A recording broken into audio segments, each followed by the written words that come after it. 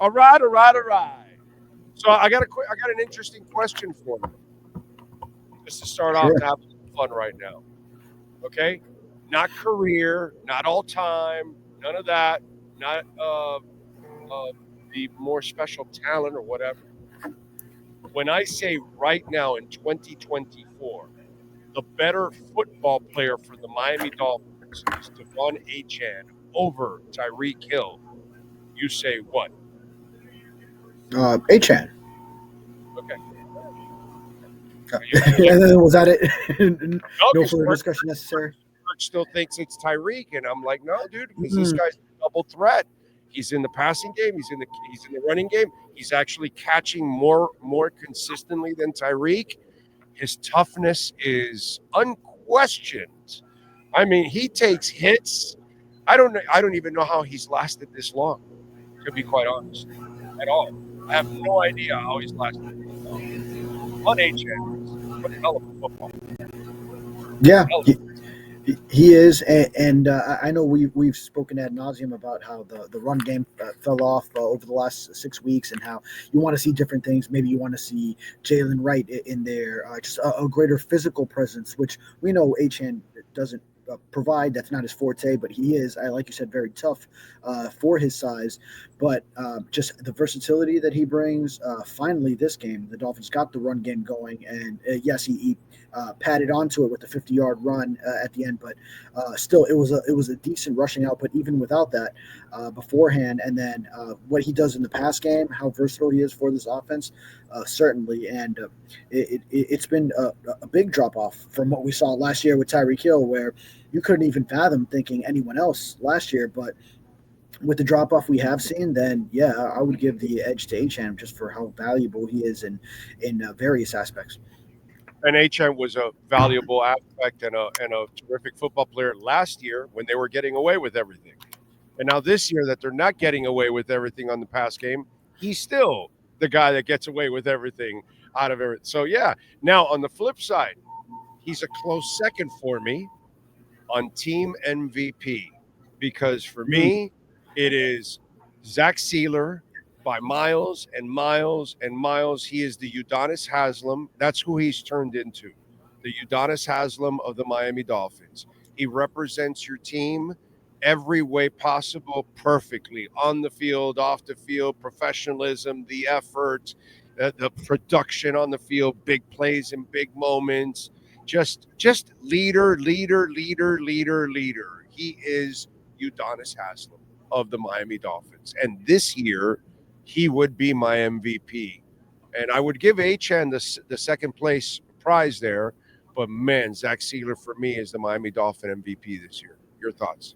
Yeah, I would agree with you there. And that's why everyone's got to go and hit that hashtag Pro Bowl vote for Zach Sealer. Get this man into his first Pro Bowl.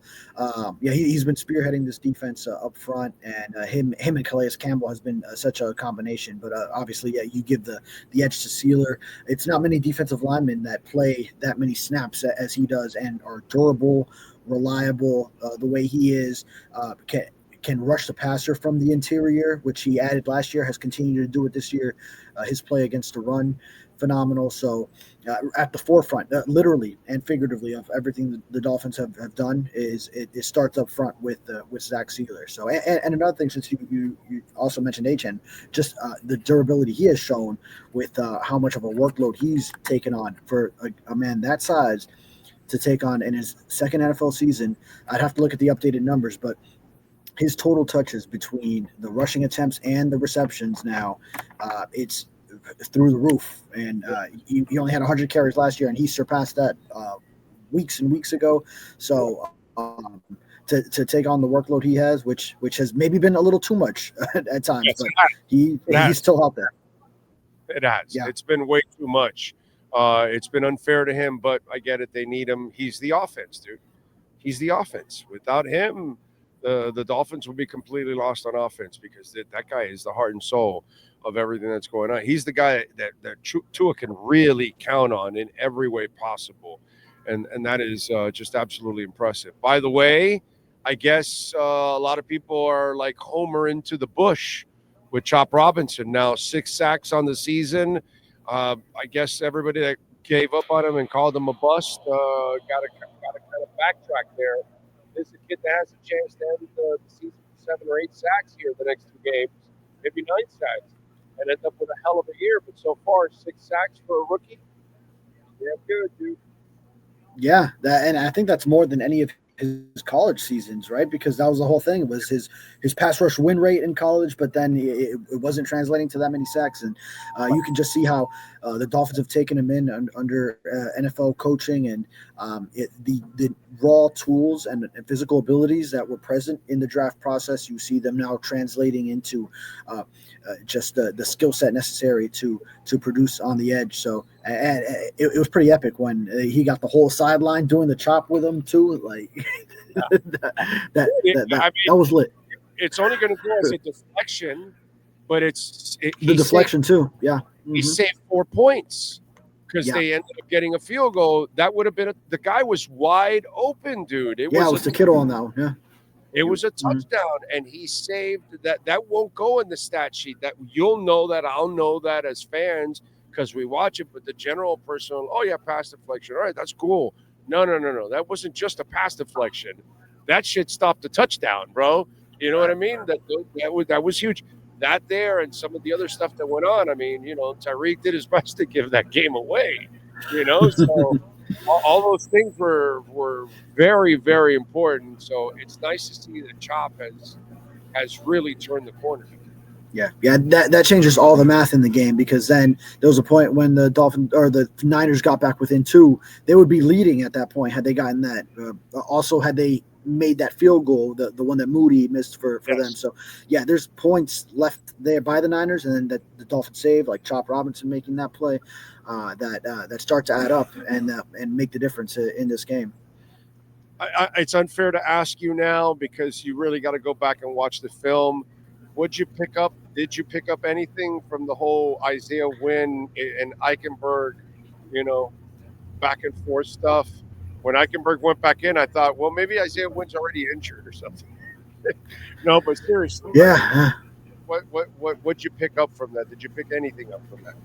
Yeah, no, not yet. So I will have to review it. I know Mike McDaniel thought the same even when he was asked, but I just found it very intriguing to even go to that. So I assumed at first, Wynn re-injured himself, but then you see he seems fine. He hasn't been announced for any injury. He's not in the injury tent. So what's going on? And it was just really interesting to even see that strategy for NFL coaches and players with their offensive line. That's like it's like so they're babies of just they don't want to mess with it. Like we know how the offensive linemen, they sit together on the bench the way they line up and do everything together, all these different things, and it seems odd to break up chemistry within a game going in and out, but I'll have to review. I know there was at one point when Eichenberg went back in that the offense had gotten a little bit stale, but then got back going.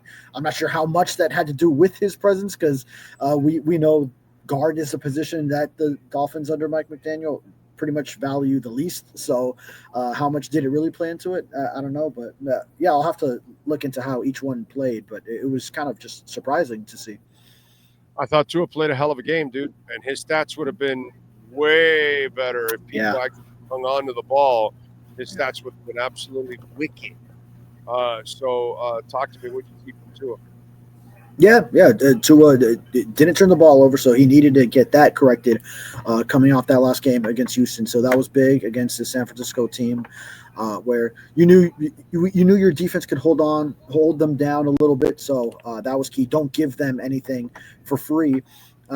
His numbers would look entirely different if Tyreek Hill hangs on to one ball in the end zone was tipped. So I don't discount him on that one. No, because the trajectory is altered last second. Trying to catch a pass like that. It wasn't altered that much. Go look at it. It doesn't alter that much, but your hands are in one spot, and the ball goes a little bit to another spot. So I don't discredit him on that. If you have elite hands, you make it. Okay. I think any receiver, anyone who plays the game will tell you that little bit makes a huge difference, because unless you got huge hands, but What'd you think of the one that went right through his back? Yeah, that one was unacceptable. And he wasn't seeing the ball well. It seemed like he signaled over. And he made a big deal about not getting enough practice reps with Tua during the week. Those are bullshit excuses. The wrist, I- dude. He pulled himself out on a third down. Yeah. Him and Waddle chose to walk off the field in a really key moment, and they put two guys that belong nowhere on a football field there. They chose to get off the field on their own on third down. So if you're not in shape and you're out of wind, you're not a professional because you're not in shape.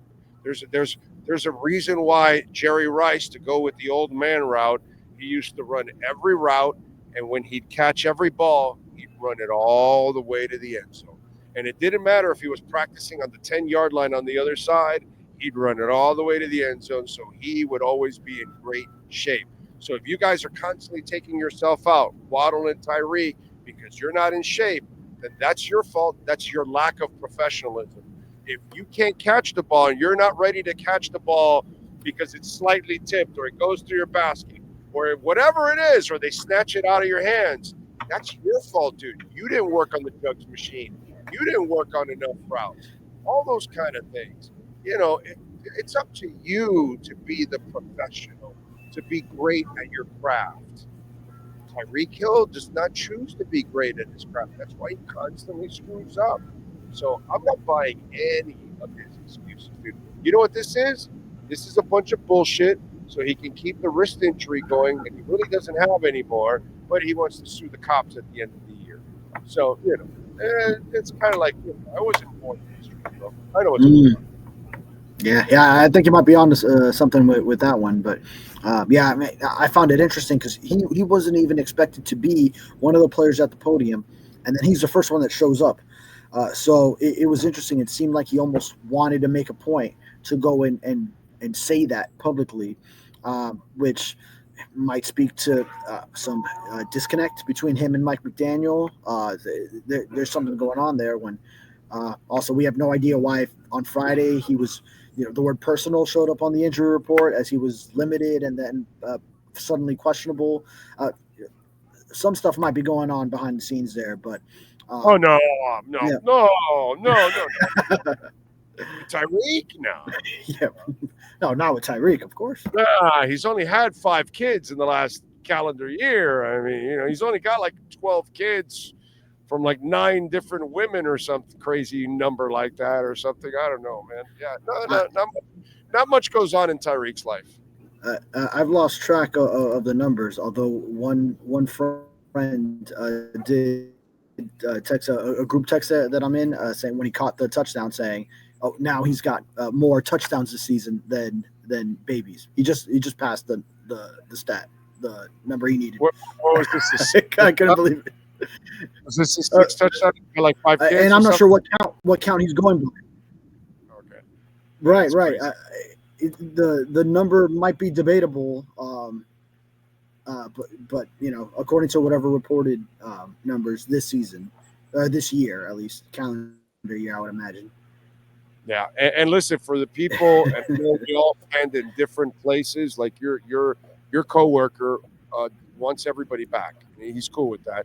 Some people like me, I just want McDaniel gone. Some people want McDaniel and Grier gone. Some people want Tua, McDaniel, Grier gone. Some people want Ross to sell a team and Grier, McDaniel, and Tua gone. Whatever it is. You know what I'm saying? Whatever combination it is, the win today and probably a win with the next 2 weeks, everybody's coming back. Maybe if you lose 2 of 3 or all 3, if you lost today and the next 2, maybe Ross like, oh man, maybe I should do something. But I think it's pretty much 100% that everybody's going to come back, and I don't see them really losing both games. I'm pretty sure they'll win at least one of the 2. They should win both, but I'll never say that about a Jets game, bro, because it's the Jets, dude. I've watched Marino lose that game. Okay? I've watched Marino lose that game. Like, how did we lose to the Jets? They were way better, and it was just Jets Dolphins, Yeah, and if you've seen on my Twitter feed, our photographer Joe Cavaretta with the Sun Sentinel, he had a shot of Stephen Ross with fists in the air when Devon Achane scored the touchdown late in the game. He looks way too happy right now to be contemplating sending any of these guys home. So I think, yeah, to your point, I would imagine folks are coming back. And the way I would do it is, run it back, especially if you finish strong and maybe Mike McDaniel proves, even if the team is eliminated, that he did not lose the locker room and still got them to still play hard in a couple of games where the team was already out of it, whatever the case may be. Then you do run it back and say with the fallback that, yeah, if Tua wouldn't have missed those 4 games and you were 3-1 in those 4 instead of 1-3, look, we would have been in the playoffs, this and that. So, and it's 3 straight winning seasons, by the way. If he does 9-8, it's 3 straight. Even if they don't make the playoffs, if they do, it's even more of a case because it's 3 winning seasons and 3 playoffs. 5 straight overall. Yeah. 5 straight going back to 2020. Yeah. So at least that would be pretty cool if you're able to do something like that. Again, I just mention it because I don't really expect major changes, at all. As much as I would like to see McDaniel gone, because I don't really think he's much of a coach. And today he constantly proved it. I mean, that challenge was just, and the timeout late, that was a better time to call a timeout. There are just things that go on all the time with him that I just, it drives me crazy. But you have to lose these games in order to put yourself in that position. And right now, this was a huge win for them to kind of not have that controversy anymore, no matter what banner flies over the stadium. Yeah, right. Yeah, I think the day started like that. And I know Perkman, I don't know if maybe he mentioned it on the segment with you, but he had mentioned to me he didn't see Chris Grier where he normally is downstairs when I think he said when Ross and Garfinkel were there. And also our photographer who took the shot of Ross and Garfinkel together celebrating the Achane run at the end that sealed it. He mentioned that he usually would see Grier with them there too, and did not see him in this case. So I was Dave Hyde was with me when we were talking about it, and then he said, "Oh, he probably doesn't want to hear it from the fans when he comes through that tunnel and walks down there." So that's it. That's it. Yeah. That's what it is. Don't read into it like anything else. That's just Grier doesn't want to be like at this moment. They have a good moment. Why? Okay, the hate is out there for me. Let me stay away. He doesn't like being in the limelight anyway. Right. So, he doesn't. Mm-hmm. So he's more than happy to hang out behind the scenes. It is what it is. Yeah, for sure.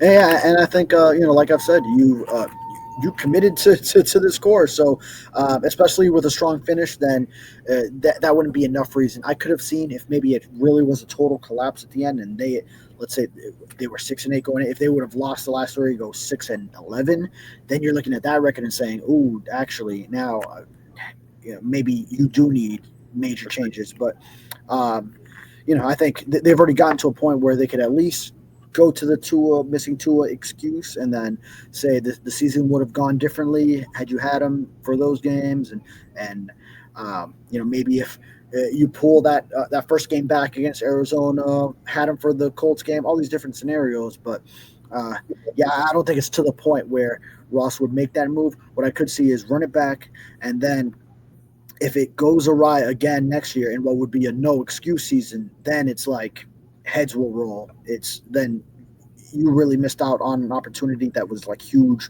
win now window, and then you really might have to just start over pretty soon.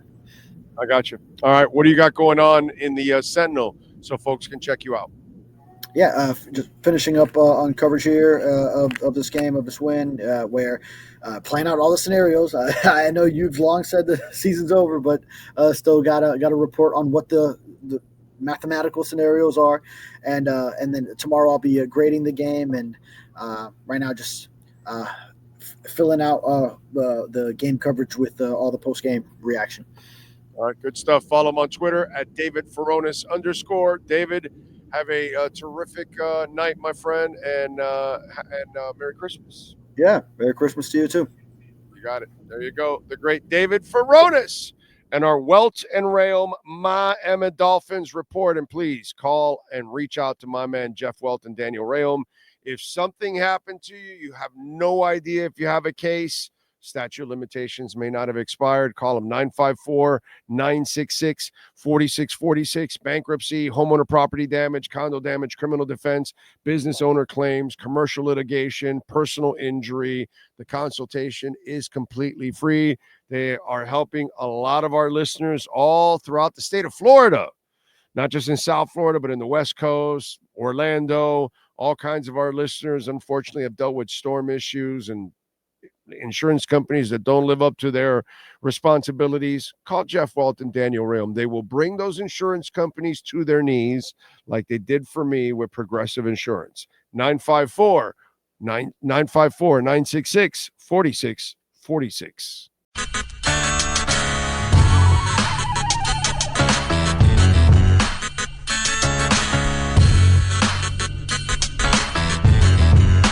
This is the Big O Show. This is the Big O Show.